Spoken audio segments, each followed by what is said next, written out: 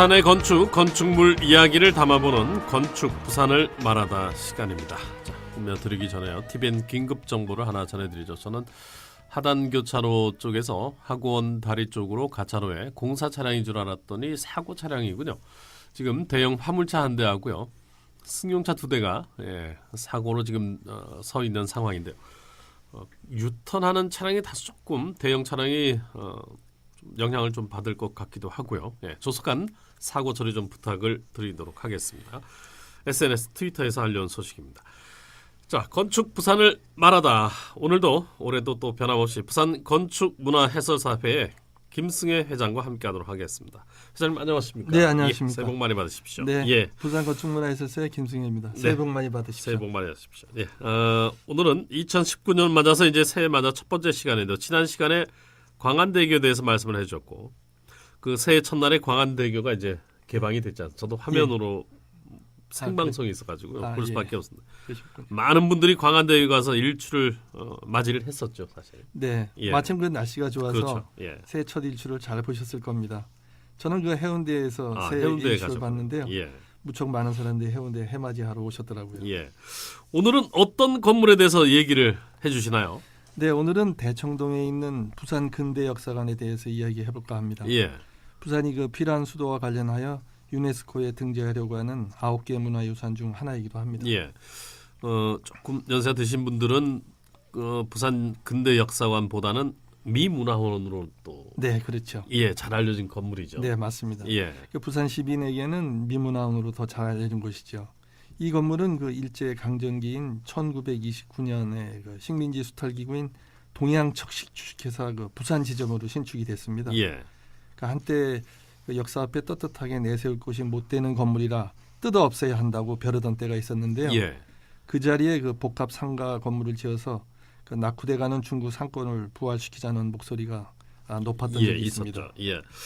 그때 사라질 뻔도 했던 그런 상황도 있었고 그 상상을 좀 해보면 조금 전에 말씀해 주셨던 우리가 그 역사책에서 많이 배웠던 동양척식 주식회사 이 부분에 대해서도 좀 준비를 하셨군요. 그 척식이란 말은 국외의 그 항무지를 개척해서 자국민을 이주 정착시킨다는 뜻인데요.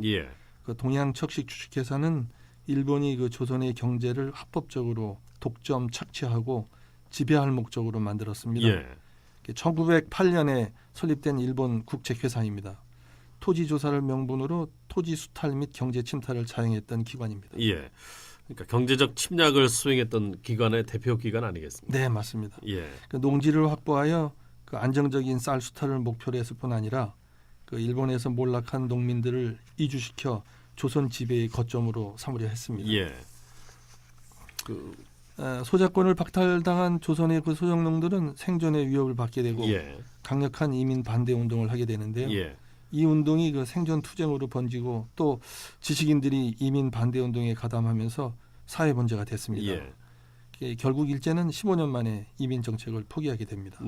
그래서 1911년부터 26년까지 이주했던 일본인 이민 농가가 약 1만여 호나 됐다고 합니다. 사람으로 치면은 엄청나게 많이 그렇죠. 들어왔다. 생존권이 달린 문제니까 당연히 반대 운동도 심하게 펼쳐졌겠죠. 네, 그렇습니다.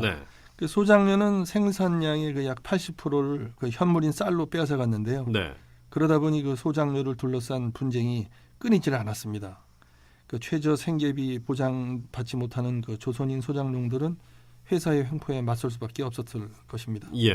자, 이 건물이 특별히 대청동에 이렇게 자리 잡은 이유가 있었죠.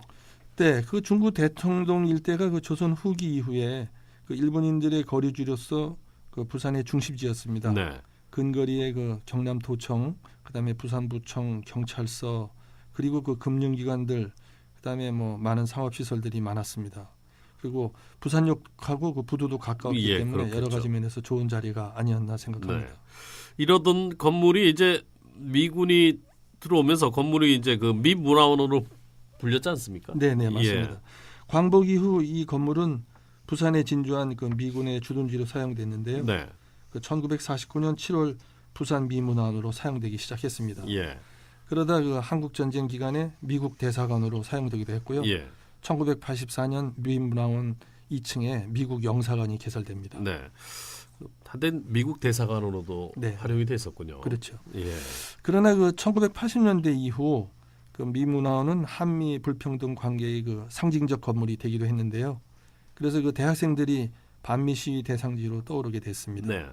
잘 알고 계시겠지만 그 미문화원 점령 사건, 그다음에 방화 사건 등을 겪으면서 1996년 10월 미문화원이 철수되고요. 예.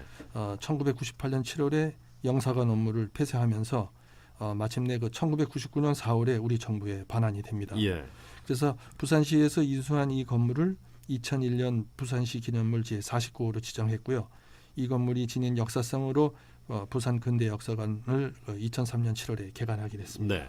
이렇게 해서 이제 현재 그 부산 근대 역사관이 이제 탄생이 되는데요. 근데 지날 때 보면은 이 건물이 좀 특이해 보인다는 생각이 좀 들더군요. 네, 그렇습니다. 예. 이 건물 그 외부는 기초 부분에 그 화강석을 두르고 모서리 부분을 곡면으로 이렇게 처리해서 직사각형의 그 형태를 하고 있습니다. 예.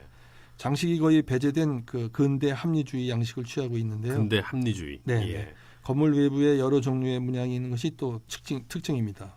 그 동양척식주회사의 상징이었던 태양문이 그 당초문화하고 복합적으로 새겨져 있고요. 예. 그 층간에 그 횃불 문양이 받치고 있습니다. 그다음에 그 작은 아치형 창문 옆에는 특이하게 그 지중해에서 자생하는 식물 아칸서스 잎 문양이 양각되어 있습니다. 네. 장식이 배제된 건축 양식 그 조금 단순한 느낌을 주는 것 또한 사실이죠. 네, 맞습니다. 예. 그 과거 형식에서 벗어나서 그 외면적인 형태보다 상업상 또 구조상의 요구를 반영한 건축물이라고 할 수 있습니다. 네. 그 내부는 층고가 높은 2층의 그 전형적인 은행 건물 형태고요. 은행 건물 형태. 네네. 예. 로마 건축에서 주로 사용한 코린트식의 그 큰 대형 기둥이 그 5개가 세워져 웅장한 부지기를 연출하고 있었습니다. 예. 그런데 1990년대 초 그 민문화원으로 사용 중일 때 그 영업장 건물 서쪽에 1층을 그 2개 층으로 이렇게 분리를 했습니다. 그래서 현재는 3층 건물로 되어 있습니다. 아, 3층으로 되어 있군요. 네. 이 근대 역사관이 부산 근대 역사관이 시민들의 그 문화 공간 또 아이들의 교육장으로도 지금 잘 활용이 된다면서요. 네. 그 역사관 1층에 도서관 기능을 갖춘 자료실이 자료실이 있습니다. 있고. 네. 예. 근현대 관련 전문 도서가 약 한 4천여 권 있고요. 예. 그 시민들의 문화 공간으로 아주 손색이 없습니다. 그다음에 2층에는 근대 부산항의 역사를 남은 그 부산의 근대 개항 전시실과 그다음에 일제 그 부산 수탈 시설을 전시한 일제 그 부산 수탈 전시실 그리고 근대 도시 부산 전시실이 있습니다. 예. 또 3층에는 일본이 그 조선의 경제를 지배할 목적으로 설립한 동양척식 주식회사와 그 근현대 한미 관계 전시실 그리고 그 부산의 현재와 미래의 모습을 보여주는 부산의 비전 전시실과 기획 전시실이 만들어져 있습니다. 그러니까 이제 주로 그 건물은 전시실 위주로 네, 예, 이렇게 구성이 되어 있고 가면은 이제 우리 아이들에게 역사 공부도 네, 충분히 시킬 수 있는 네 맞습니다. 네, 그런 공간으로 재탄생이 됐습니다. 사실 부산 근대 역사관은 한국 근대사의 아픈 기억 아니겠습니까? 네 맞습니다. 예, 그래도 아픈 기억도 그 역사도 역사의 한 부분입니다. 아 그럼요. 예, 그 일제 침략의 상징적 건물을 역사 박물관으로 활용한 만큼 네, 많은 관람객들이 좀 부산 시민들이 찾아야 할 것으로 생각이 듭니다. 네, 오늘은 부산 근대 역사관의 역사적 가치와 함께 쭉 얘기를 해주셨는데요. 지금까지 도움 말씀에 부산 건축문화해설사회 김승혜 회장이었습니다.